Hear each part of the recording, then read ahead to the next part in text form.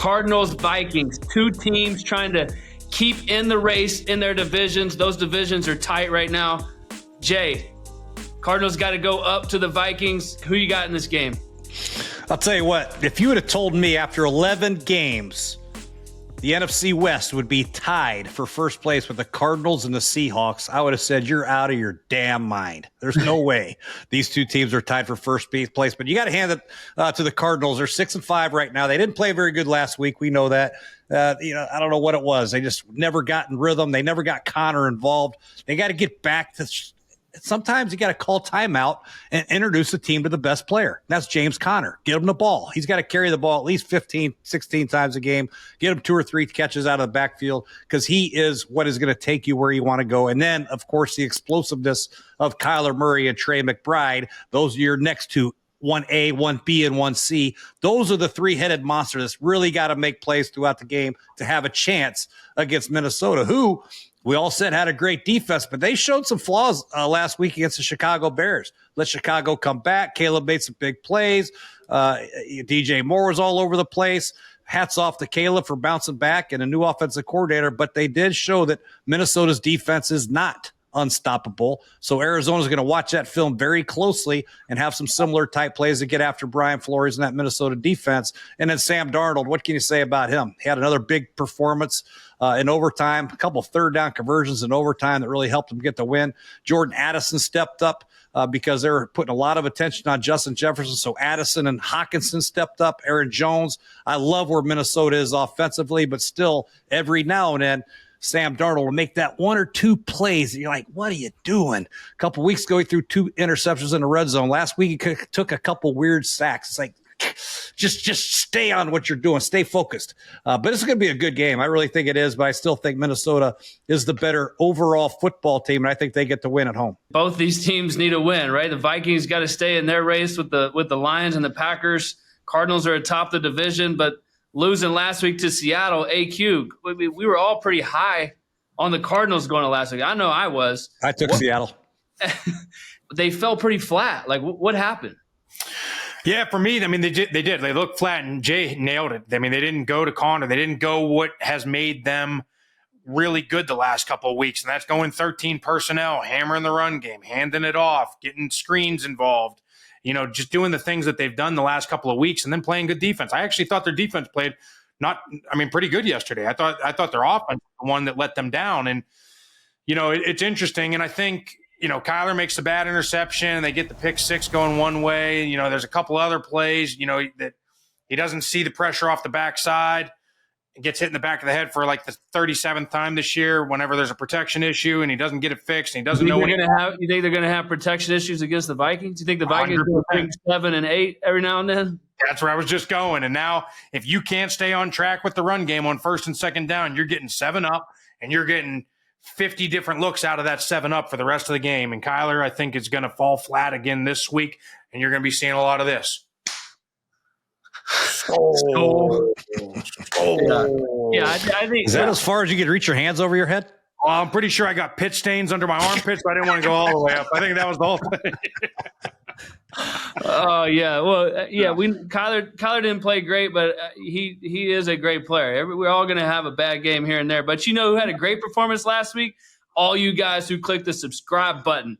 Get a lot of great content from Jay Gruden, from AQ Shipley, from Justin Pugh. So all you out there who haven't clicked that button yet, go ahead, subscribe, and keep joining for some great clean pocket information. Justin, everybody talks about the other Justin Jefferson. Okay, going into this week, he only got 2 catches, but guys like TJ Hawkinson, Jordan Addison showed up in a big way. How important is it for the Vikings to have the success with some of these other guys, especially late in the game? Hawkinson went over 100 yards. The Vikings are resilient. They're finding ways to win. Talk about what you think about the Vikings. Yeah, obviously, I appreciate you throwing a couple Justins in there, but if I ever am getting compared to Justin Jefferson, like we're in the wrong or even in the same sentence, because that dude is a bona fide. He doesn't have as good looking of a mustache as you do, though. Yeah, that's the one area. I don't know. Yeah, his facial hair is a little. He's got some work to do, but straggly. He doesn't have any work to do on the football field. He is the best receiver in football. He makes that team go. I think Gruden can still go out there and get 100 yards passing if he was throwing to him every game. He makes everyone better around him. And to give an analogy, to bring it back to the trenches a little bit, there was this guy, Aaron Donald, who was an all-pro, first ballot Hall of Famer. And every single player on that defense would go elsewhere and get paid because Aaron Donald's getting double, triple teamed at times. They're not going to let Aaron Donald beat him in a game. And Leonard Floyd makes a sack and someone else goes and makes a play. That is what Justin Jefferson does for this offense. He's constantly being double teamed. They're going to take him out of the game. Do not let Justin Jefferson beat us. He is still going to get his. I know he's going to make his play when it comes down to it. I take him on a 50-50 ball over two guys probably any day of the week. But that's where Jordan Addison, TJ Hawkinson, Aaron Jones come into the equation.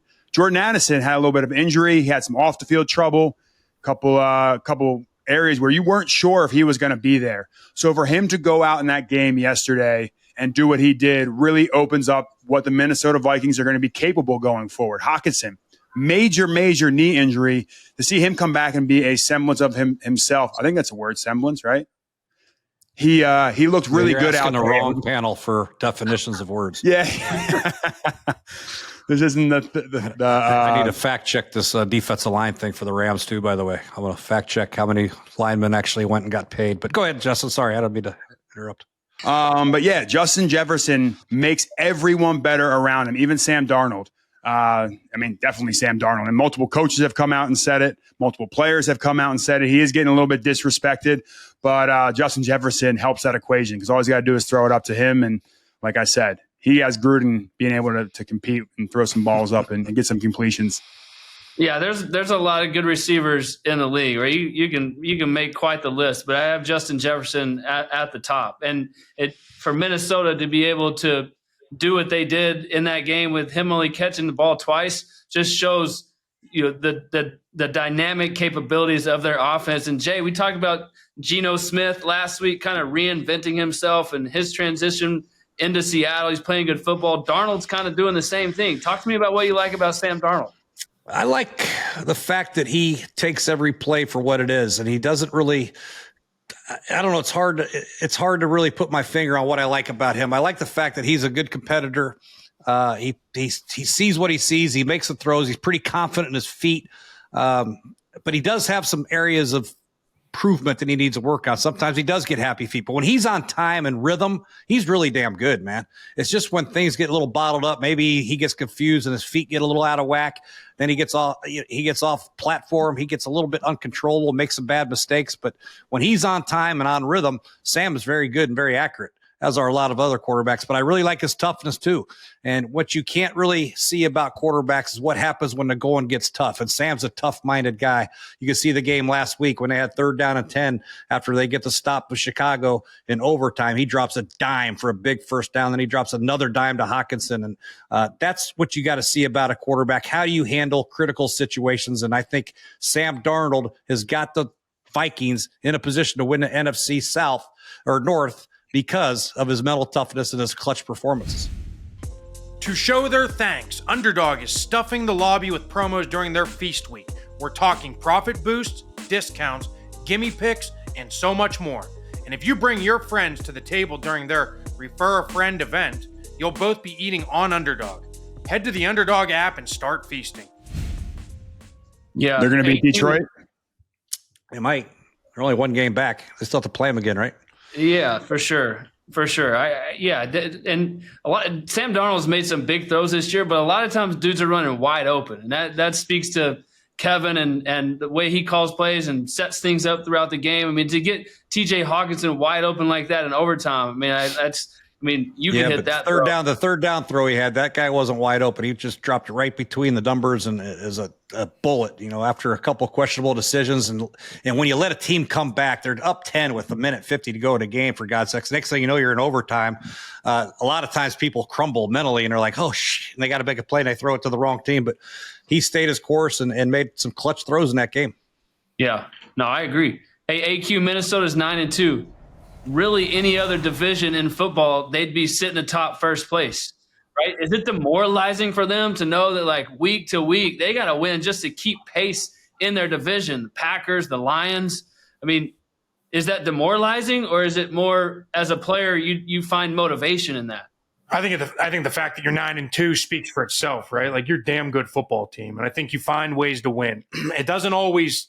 I mean, people don't realize how hard it is to win in the NFL, right? And so when you can constantly, even this game this past week, they very easily could have lost that game, and now you're sitting in a whole different situation. But the fact that they're 9-2, and the team that's ahead of them, I mean, the Detroit Lions, I mean, they're the odds-on favorite to win the Super Bowl. They are monsters. I mean, they've scored 50 twice this year. I mean, they're an absolute machine. I think Justin and I talked earlier in the year, and it's like, he brought up a point. He was like, it's almost like Ben Johnson has like hey, we're just going to go to Gibbs on this drive, or hey, we're going to have Montgomery on this drive. Hey, Laporta's only got one catch. Let's get him 4 more. You know what I mean? They're just toying with teams. So the fact that they're 1 game back, and they still have yet to play them both times this year, so they still have a chance. I mean, as long as they just keep pace with them and then win the next one, they're right there, and they're sitting, top 2 teams in the NFL. Yeah, that's fair. I mean, I think if I was a player in a 9-2 locker room, you find motivation to like keep up with everybody else. It's not demoralizing. It's like, no, look, our opportunity is week to week. Win the next game, and all their eyes are set on find a way to beat Detroit, but they got the Cardinals coming in town. Justin, one of our favorite teammates, we've talked about this, James Conner. He is toughness personified. I talk to him every couple weeks and just continue to just be amazed at what he does. And we all know his story. He ran behind you on the offensive line for a bit in Arizona. Just tell us what makes him such a special player. He is a tone setter when it comes to being the first one in, the last one out. He's always getting the extra lift in. He's always doing the right things. You never hear anything outside of football that he's doing. He just loves football. And obviously everything that he went through battling cancer and fighting through that adversity in college and coming back, he lives every day like that. And he is a model to have in that locker room. He is a true leader of men. And then he runs so angry. He's running people over. He's embarrassing defensive backs. He literally wants to inflict pain every time. I think that award on Good Morning Football, the angry runs, he wins it every other week because of how he plays the game. He's really good friends with Kyler. I think he's been a great influence on Kyler, and that relationship has been really good. So James Conner, I can't say enough good things about him. He has a C on his chest for a reason. He's a leader on that team, and he'll continue to be a light. They need to make sure they lock him up, and he is a Cardinal for life. You're seeing what happens when you let these running backs walk out of your door. Some of these tone setters, like a James Conner, they're going to go find success. So the Cardinals, pay this man his money right now. Yeah, I'm with you on that. He's one of my favorite players of all time, just for all the reasons you mentioned. He's a stud. He's fun to be around too. Like he's always the same guy, never too high, never too low, and one of the most consistent guys you'll play with. He shows up ready to work every single day. So, all right. I'm a little biased toward the Cardinals, but let's go around the horn here and get some game predictions. AQ, Cardinals going up to Minnesota. What are we thinking? I think Minnesota beats them up. And I was trying to wrestle this entire conversation with how the Cardinals can win, and I just don't see it. I don't. I think they're going to go there. I think, based off this past week's game plan, like they're playing a much better defense in Minnesota. They're playing a much better run defense. And I think if the Cardinals sit there and look like, hey, we didn't do what we were supposed to do last week, and now we want to get back on the run game, I think they're going to struggle. I think Minnesota does a great job of staying on track defensively. Then they're going to get all the crazy looks on third down, all the exotics, all the 7-ups, all the crazy things. And I think it's going to confuse the shit out of Kyler. And I think, offensively, Minnesota's been great. They're going to continue to do what they do. And I think Minnesota rolls them at home with that crazy atmosphere in Minnesota in a late November game. I mean, this is just shaping up for Minnesota to roll them, I think. That's fair. Jay? Would you say skull like that? Yeah, we're going to see if I am sweating. There it is. Oh, boy. Minnesota's too good, man. Although I did see Caleb Williams escape the pocket and extend some plays, so there is hope for Kyler to do that. Hopefully he can get outside the pocket and make some plays, buy some time, let Marvin Harrison Jr., Trey McBride, Wilson, those guys will find some holes in that secondary, because that is possible. If that happens, and I give Arizona a chance a little bit. But overall, I just think the Vikings front, their ability to run the ball, get the ball to JJ, get the ball to Addison now and Hockenson and Aaron Jones. I just think they have too many weapons. And I think in Arizona, I'm taking NFC North. What the hell? I told you guys all along it's the best division. It's going to be another blowout. All right, Justin. All right, let me tell you why the Arizona Cardinals are going to win this game. The Minnesota Vikings have played 3 teams with winning records.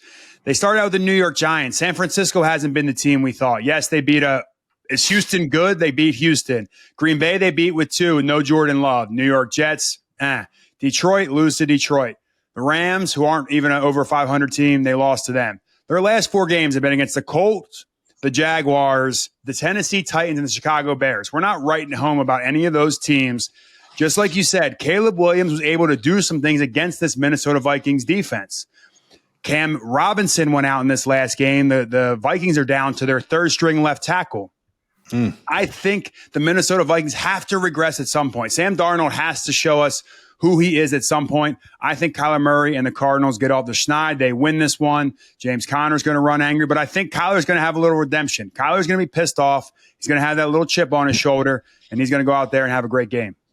I didn't know they're under 3rd tackle. I didn't see Cam get hurt. I watched that whole game. When did he get hurt? Is he out? I don't know. It says questionable right now, but yeah, he was out in that game. Yeah, I'm with you, Jay. I still think the NFC North is they're definitely the best division overall. I give you your flowers there, but that's really not that hard of a pick. A lot of people pick that going into the season. Nobody picked that. Not one person. You guys all said the other divisions. Don't even try it. AFC North is still a good division, right? Yeah, great. I love watching Cleveland play Cincinnati. It's really great. I wonder what I said. What did I say? No chance. I probably said the NFC West. They stink. Yeah, listen, I mean, Minnesota is tough, yes, and their defense is legit, and I think they will give Arizona problems. They're 7-up. The way that Flores confuses you, gets the guy running free all the time. They're very good at that. But you know who's also good at that is Kyler Murray, making dudes miss. They're going to have to shore up some things in protection. They're going to have to run the ball well, effectively, efficiently, and handle the 3rd down stuff. And if they do that early, Arizona is going to win this football game. If they don't, then Minnesota has a chance to run away with it because they create problems on defense. But I'm going with the Arizona Cardinals. James Conner. Oh, boy, that's a way to make a pick with some conviction. I thought you were going to go full politician mode on us. I'll tell you what, if Sam Darnold doesn't throw 3 interceptions and he throws 4 touchdowns to Justin Jefferson, I think the Vikings can win this game. I think the Vikings are the biggest 9-2 frauds of all time. Who the hell is Arizona beat? You guys are acting like this. There's so much mediocrity in this league. I'll tell you, somebody Jay. has to win. Somebody has to win. Arizona Cardinals beat the LA Rams 41-10 earlier in the season, which is the same team that beat Minnesota. Okay, so there's a lot of parity in this league. I know you got the best division up there, but at the same time, you can't tell me that Arizona doesn't have a chance. They're going to. I'm not saying that at all. I'm just saying Justin. He's reading. Oh, they're terrible because they haven't beat anybody. Well, they got to play that. There's a lot of mediocrity in this league right now. There's only 7 or 8 teams maybe that you feel like can win it all. Everybody else, whether you're 3-8 or 6-5 or whatever you are, you can beat one another. Tennessee proved that going to Houston and whooping their ass. You look at that's fair. That's fair. Dallas going to Washington and whooping their. So. You got to play the game, Justin's all I'm saying. Winning 9 games in the National Football League is a hell of an accomplishment in 11 games. No doubt.